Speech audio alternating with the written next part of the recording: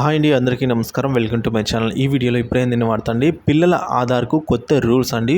Card కావాలంటే ఇవి తప్పనిసరి అంటున్నారు. దాని గురించిన పూర్తి తాజా సమాచారం. పిల్లలంటే పుట్టిన పిల్లల నుంచి చిన్న పిల్లలు ఎవరైనా కావచ్చండి. సో వారందరికీ ఆధార్ కార్డు కోసం సంబంధించిన అప్డేట్ అయితే ఈ వీడియోలో ఉంది.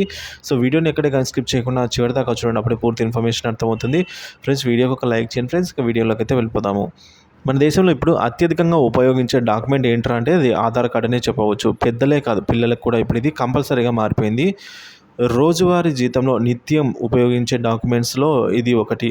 బ్యాంకుల్లో అకౌంట్ ఓపెన్ చేయాలన్నా, కొత్త సిమ్ కార్డు కొనాలన్నా, లోన్ పొందాలన్నా ఆధార్ కార్డ్ అనేది తప్పనిసరి ఉండాల్సిందే. దీనికి ఉన్న ఇంపార్టెంట్ అంతా ఇంత కాదు. అలాంటి ఈ కార్డుకు సంబంధించిన కొన్ని నియమాలు, సూచనలు తెలుసుకోవాలండి.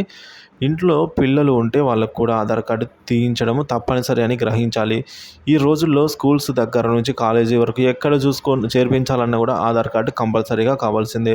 విద్యా సంస్థల్లో ప్రవేశాల కోసమనే కాదండి, ప్రభుత్వ పథకాలను సద్వినియోగం చేసుకోవాలన్నా కూడా, బ్యాంకు ఖాతాలు తెరవాలన్నా కూడా ఆధార్ కార్డే తప్పనిసరిగా ఉండాలి. అందుకే పిల్లలకు త్వరగా ఈ ఆధార్ కార్డు పొందేలా చూడాలండి. దీన్ని బ్లూ ఆధార్ లేదా బాల ఆధార్ అని అయితే పిలుస్తారు. అయితే ఈ కార్డు దరఖాస్తు విషయంలో కొన్ని రూల్స్ అయితే విధించారు. ఈ నేపథ్యంలో చిల్డ్రన్స్ ఆధార్ కార్డు పొందే పద్ధతి గురించి ఇప్పుడు మనం తెలుసుకుందాము. పిల్లల ఆధార్ కోసం అయితే వాళ్ళ డేట్ ఆఫ్ బర్త్ సర్టిఫికేట్ అంటే మనకి హాస్పిటల్ డిశ్చార్జ్ సర్టిఫికేట్ లేదా స్కూల్ ఐడి కార్డు లేదా పేరెంట్స్ ఆధార్ కార్డు అయితే తీసుకొని మనము ఆధార్ సెంటర్కి వెళ్ళాల్సి అయితే ఉంటుంది. పేరెంట్స్ ఓటర్ ఐడి లేదా డ్రైవింగ్ లైసెన్స్ కూడా అవసరం పడొచ్చండి. ఆధార్ అధికారిక వెబ్సైట్లోకి వెళ్ళాలి. యూనిక్ ఐడెంటిటీ ఆఫ్ ఇండియా సైట్లో ఆధార్ ఆప్షన్ మీద క్లిక్ చేయాలి. బుక్ అపాయింట్మెంట్ మీద క్లిక్ చేసి చిల్డ్రన్ ఆధార్ని ఎంచుకోవాలి. ఆ తర్వాత ఫోన్ నెంబరు, సెక్యూరిటీ కోడ్ని ఎంటర్ చేయాలి. తర్వాత వచ్చే లింక్ ఓపెన్ చేసి పిల్లల వివరాలు, పుట్టిన తేదీ, అడ్రస్ సమాచారాన్ని అంతా కూడా నింపాలండి. అవసరమైన డాక్యుమెంట్స్ని కూడా మనం అక్కడ సబ్మిట్ చేయాల్సి అయితే ఉంటుంది.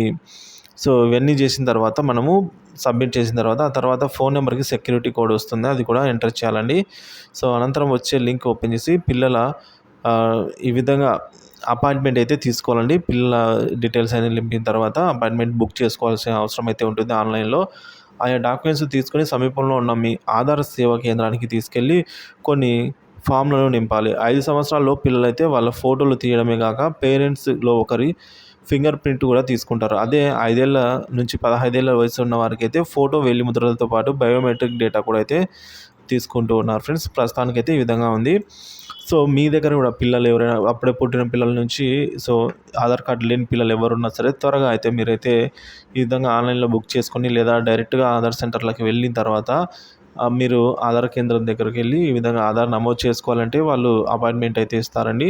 సో ఆ డేట్లో మీరు ఆ డాక్యుమెంట్స్ వాళ్ళు ఏవైతే రిక్వైర్మెంట్ ఉన్నాయో అవన్నీ తీసుకొని వెళ్ళినప్పుడు వాళ్ళైతే కొత్త ఆధార్కి అయితే ఎటువంటి ఫీజు అయితే తీసుకోరు. ఆధార్ అప్డేట్ కోసం అయితే ₹50 ఫీజు అయితే తీసుకుంటారు ఫ్రెండ్స్.